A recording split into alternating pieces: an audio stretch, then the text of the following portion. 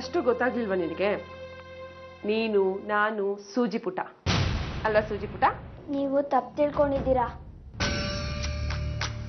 ನಾನು ನಿಮ್ ಚಿತ್ರ ಅಲ್ಲ ಬರ್ದಿರೋದು. ಮತ್ಯಾರ್ದು? ಪಪ್ಪ, ರಂಜಿತಾ ಆಂಟಿ, ರಶ್ಮಿ, ನಾನು. ಅಲ್ಲ ಕಣೆ, ನಿನ್ನ ಅಪ್ಪ ಅಮ್ಮ ನಾವು ಕಣ್ಮುಂದೆನೇ ಇದ್ದೀವಿ, ನೀನು ಅವ್ರ ಧ್ಯಾನ ಮಾಡ್ತಿದ್ಯಲ್ಲ ಪುಟ. ನನಗಿಲ್ಲಿ ಇರಕ್ ಬೇಜಾರು. ನಾನು ಮತ್ತೆ ಅದೇ ಮನೆಗೆ ಹೋಗ್ತೀನಿ. ಏ ಸೂಜಿ, ಅವರೇ ತಾನೇ ನಿನ್ನ ಇಲ್ಲಿ ಕಳ್ಸಿರೋದು. ಅವ್ರಿಗೂ ನೀನು ಇಲ್ಲೇ ಇರಬೇಕು ಅಂತ ಆಸೆ ಕಣೆ. ಅವ್ರೇನ್ ತಾವಾಗೆ ಕಳ್ಸಿಲ್ಲ. ನೀವು ಅವ್ರ ಮುಂದೆ ಹತ್ತು ಕರೆದು ಕೇಳಿದ್ದೀರಾ, ಅದಕ್ಕೆ ಅವ್ರಿಗೆ ಇಷ್ಟ ಇಲ್ದಿದ್ರು ಕಳ್ಸಿದ್ದಾರೆ. ನಮಗೆ ಸೂಜಿ ಭವಿಷ್ಯ ಮುಖ್ಯ. ಬರೀ ಎದೆಗೋಚ್ಕೊಂಡು ಮುದ್ದು ಮಾಡೋದ್ರಲ್ಲಿ ಜೀವನ ಸಾಗಲ್ಲ ಗಂಗು. ನಿನಗೂ ಒಂದು ಕೆಲಸ ಇದೆ ಅಂತ ಅವಳಿಗೂ ಗೊತ್ತಾದ್ರೆ ನಿನ್ ಬಗ್ಗೆ ಧೈರ್ಯ ಬರುತ್ತೆ ಅವಳಿಗೂ. 8,000 ರೂಪಾಯಿ ಸಂಬಳ ಕೊಡ್ತೀನಿ, ಒಳ್ಳೆ ಸಂಪಾದನೆ, ಸುಮ್ಮನೆ ಬಂದು ಕೆಲಸ ಮಾಡು. ಆಮೇಲೆ ಇನ್ನೊಂದು ವಿಷಯ, ನನಗೆ ನಿನ್ನ ಆರೋಗ್ಯದ ಬಗ್ಗೆನೂ ಕಾಳಜಿ ಇದೆ. ಆದಷ್ಟು ಬೇಗ ಯಾರಾದರೂ ಒಳ್ಳೆ ಡಾಕ್ಟರ್ ಹತ್ರ ತೋರಿಸಿ ನೀನು ಸರಿಯಾಗೋ ಎಲ್ಲ ಪ್ರಯತ್ನನೂ ಮಾಡ್ತೀನಿ.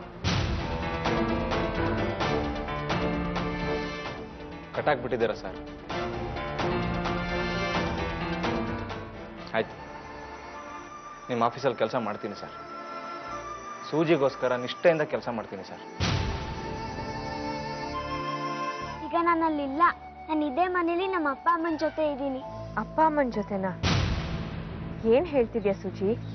ಹೌದು, ನಾನೀಗ ನಮ್ಮ ಅಪ್ಪ ಅಮ್ಮನ ಜೊತೆನೇ ಇರೋದು. ಅಲ್ಲ, ನಿಮ್ಮಪ್ಪ ಸತ್ತು ಹೋಗಿದ್ರಲ್ವಾ?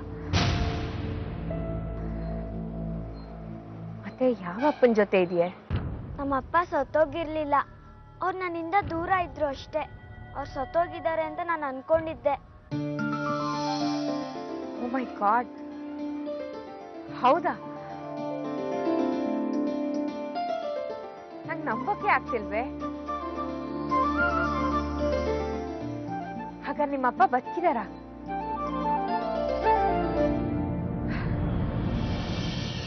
Super, I just can't believe this ಕಣೆ. ಆಪರೇಷನ್ ಆಗಿ ನಾನು ಮತ್ತೆ ಬದುಕು ಬಂದ್ರು ಅವ್ರಿಗೆ ನಾನು ಬೇಕು ಅಂತ ಅನ್ನಿಸ್ಲಿಲ್ಲ. ಅವ್ರಿಗೆ ನಾನು ಬೇಡ ಬಿಡಿ. ಇಷ್ಟು ದಿವಸ ನನ್ನನ್ನು ದೂರ ಇಟ್ಟಿದ್ರು. ಈಗ ಯಾರಾದರೂ ಏನಾದರೂ ಅಂತಾರೆ ಅಂತ ತಮ್ಮ ಜೊತೆ ಇಟ್ಕೊಂಡಿದ್ದಾರಷ್ಟೇ. ಛೇ, ಎಂತ ಮಾತಾಡ್ತೀನಿ ನೀನು? ಪ್ರಪಂಚದಲ್ಲಿ ಯಾವ ಅಪ್ಪ ಅಮ್ಮಂದ್ರು ತಮ್ಮ ಮಕ್ಕಳನ್ನ ದ್ವೇಷಿಸಲ್ಲ ಪುಟ. ಏನ್ ಹೇಳ್ತಿದ್ಯಾ? I just can't believe this ಯಾ. ನೀವು ನಂಬಲೇಬೇಕು. ಆಪರೇಷನ್ ಆಗಿ ನಾನು ಸತ್ತೇ ಹೋಗ್ತೀನಿ ಅನ್ನೋ ಸ್ಥಿತಿಲಿದ್ರು ಅವ್ರು ನಾನು ಬಂದು ನೋಡಲಿಲ್ಲ. ನಮ್ಮ ಅಪ್ಪ ಅಮ್ಮನ ನೋಡಿದ್ರೆ ಮಕ್ಕಳನ್ನ ದ್ವೇಷಿಸೋರು ಇರ್ತಾರೆ ಅಂತ ನಿಮಗೆ ಗೊತ್ತಾಗುತ್ತೆ. ನಿಮ್ಮಮ್ಮ ಈಗ ಎಲ್ಲಿದ್ದಾರೆ? ಒಳಗಡೆ ಇದ್ದಾರೆ, ನೀವೇ ಹೋಗಿ ನೋಡಿ. ಏನಂದ ನಿಮ್ಮ ಅಮ್ಮನ ಹೆಸರು? ಸರೋಜಾ. ಸರೋಜಾ. ನಾನು ಸರಿ ಹೋಗ್ದೆ ಪ್ರಪಂಚದ ಜ್ಞಾನನೇ ಇಲ್ಲದೆ ಇದ್ದಿದ್ರೆ ಚೆನ್ನಾಗಿರ್ತಿತ್ತು.